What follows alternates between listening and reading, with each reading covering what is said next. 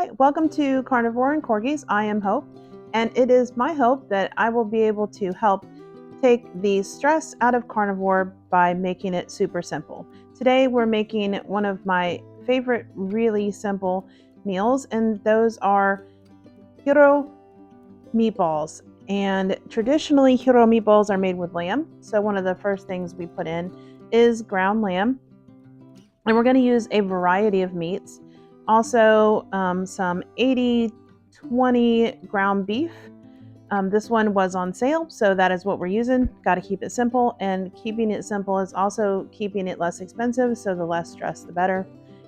It is still better than any processed meats, even if you have to buy. It's not grass-fed, organic, from local farms. All of that probably and most assuredly is better, but you do what you can and you keep it simple.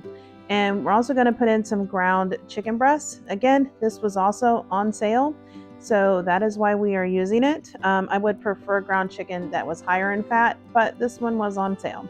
So the 80/20 ground beef will actually be enough fat for our purposes, and lamb is actually pretty fatty, so we should be okay on the fat front on this one. And we are going to add two eggs.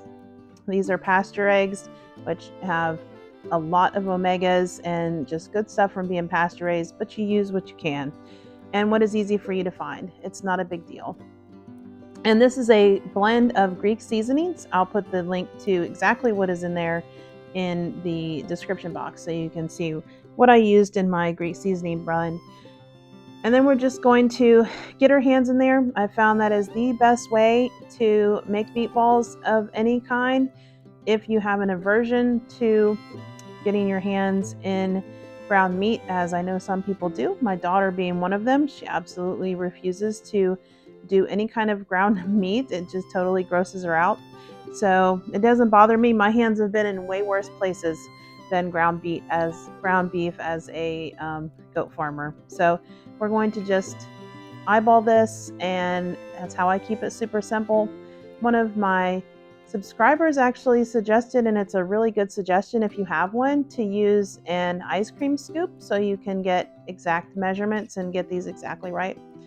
I usually do a pretty good job of eyeballing after 30 plus, maybe 40 years of cooking. I mean, I've been cooking and baking since I was like a kid. So I can eyeball pretty well and get these to be an accurate, or at least semi-accurate measurements to keep them equal in size. But we're just going to roll those up, and I'll end up actually rolling these and doing what I always do and stick them in the freezer to flash freeze them so that they're really easy to store. I just flash freeze them and then take them out, and once they're frozen, pop them in a storage bag and just stick them back in the freezer again.